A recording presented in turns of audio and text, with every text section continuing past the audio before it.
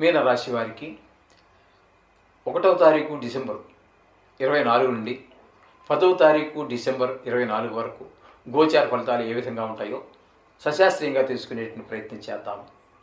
ఇక్కడ జన్మంలోనే రాహు యొక్క సంచారం జరుగుతోంది. ఇది ఏమాత్రం అనుకూలమైనటువంటి ఫలితాలు ఇవ్వజాలదు. కొంచెం ఆరోగ్య విషయంలో కొంచెం ఇబ్బందులు ఉంటాయి. అలాగే క్రిమి కీటకాదులు అంటే విషపురుగులు వాటి వల్ల కొంచెం ఇబ్బందులు కలిగాయి. అంటే తేలు, జెర్రి, దోమ ఇట్లాంటి వాటి వల్ల, కొంచెం పాము ఇట్లాంటి వాటి వల్ల కొన్ని ఇబ్బందులు కలిగే అవకాశం మనకి స్పష్టంగా గోచరిస్తుంది. జన్మంలో ఉండటం వల్ల కొన్ని అనారోగ్యాలు కూడా స్పష్టంగా గోచరిస్తూ ఉన్నాయి. అలాగే మన ఆలోచన ధోరణి కూడా కొంత మంచి సక్రమంగా జరగదు. మన ఆలోచన బట్టే మన ప్రవర్తన కూడా ఉంటుంది. ప్రవర్తన అనేది ఇప్పుడు కూడా ఆలోచనకు విరుద్ధంగా జరగదండి. అందుచేత మంచి ఆలోచన రాజు మంచి పనుల్లో మనం పాల్గొనే అవకాశం కూడా తగ్గుతూ ఉంటుంది. ఈ విధమైన ఫలితాలన్నీ మనకి రాహు వల్ల కలుగుతున్న జన్మరాహు వల్ల. ఇకపోతే ద్వితీయ గురువు వల్ల మనకి చాలా చక్కటి ఫలితాలన్నీ కూడా మనకి వస్తూ ఉంటాయి. ధనం చేతికి అందుతూ ఉంటుంది. కుటుంబంలో వాళ్ళతో మన పరిస్థితులన్నీ బాగుంటాయి. వాళ్ళకి మనకి టర్మ్స్ అని బాగుంటాయి. అలాగే మాట విషయంలో కూడా సాత్వికంగా ఉండటం, ఇవన్నీ కూడా ద్వితీయ గురువు వల్ల మనకు సంక్రమిస్తూ ఉంటాయి. ఇకపోతే పంచమంలో కుజుని యొక్క సంచారం కొంచెం వ్యతిరేకమైన ఫలితాలు ఇస్తూ ఉంటుంది. పిల్లల విషయంలో చదువులో వెనకబడుతనం, ఆటలు అవి ఆడించుకొని గాయాలు చేసుకోవటం, పక్క పిల్లలతో గొడవలు తెచ్చుకోవటం, చదువు మీద శ్రద్ధ తగ్గటం, ఆటల మీద పెరగటం, ఈ విధంగా కొంచెం పిల్లల ఆరోగ్య విషయం మీద కూడా దెబ్బతీసే అవకాశాలు మనకి కుజుని పంచమ స్థాన సంచారంలో జరుగుతూ ఉంటుంది. ఇకపోతే సప్తమ స్థానంలో కేతు సంచారం శుభప్రదమైన ఫలితాలు ఇవ్వదండి. భార్యాభర్తల మధ్యన మన ఎవరితోటో కలిసి మన భాగస్వామ్యంలో ఒక ఉద్యోగం లేకపోతే వ్యాపారం ఏదో చేస్తున్నాం, అది అక్కడ కొంచెం ఉద్యోగం అయితే భాగస్వామ్యంలో చేసేది ఏమి ఉండదు, వ్యాపారమే చేస్తూ ఉంటాం కాబట్టి అక్కడ ఆ భాగస్వామితో కూడా మనకి కొంత చికాకులు ఏర్పడే అవకాశం ఉంటుంది. ఆ విధమైన ఫలితాలన్నీ కూడా కేతువు సప్తమ స్థాన సంచారం వల్ల కలుగుతూ ఉంటాయి. ఇకపోతే అష్టమ స్థానంలో బుధుని యొక్క సంచారం జరుగుతున్నట్టుగా మనం చెప్పుకోవాలి. అష్టమ స్థానంలో బుధుని యొక్క సంచారం మనకి శుభప్రదమైనటువంటి ఫలితాలు ఇస్తూ ఉంటుంది.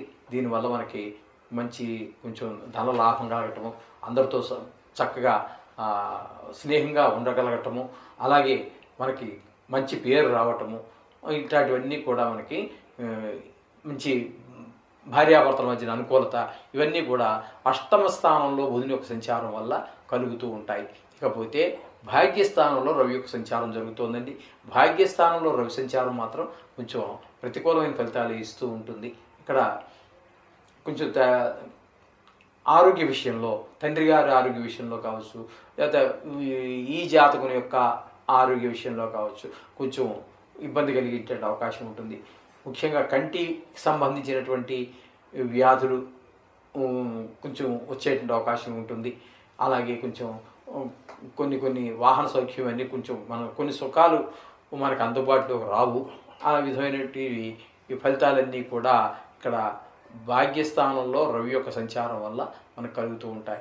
ఇకపోతే దశమ ఏకాదశ స్థానాల్లో శుక్రుని యొక్క సంచారం అత్యంత అనుకూలమైనటువంటి ఫలితాలు ఇస్తూ ఉంటుంది. రెండే ఉద్యోగ స్థలంలోనే కాదు, మిగతా వ్యాపార స్థలంలోనే కాదు, ఏకాదశ స్థానంలో ఉన్నారు కాబట్టి ఉద్యోగం చేసే వాళ్ళకి ఆ స్థలంలో మంచి పేరు ప్రఖ్యాతులు, వ్యాపారంలో చేసే వాళ్ళకి మంచి లాభాలు, లాభస్థానంలోనే సంచారం చేసే 8 రోజుల్లోనూ అత్యంత ధన ఆదాయం పెరగటము, అలాగే షేర్ మార్కెట్ హోల్డర్స్కి, సినిమా రంగంలో వారికి, అలాగే రియల్ ఎస్టేట్ వ్యాపారం చేసేవారికి అత్యంత అనుకూలమైనటువంటి ఫలితాలన్నీ కూడా మీనరాశి వారికి గోచరిస్తూ ఉన్నాయి.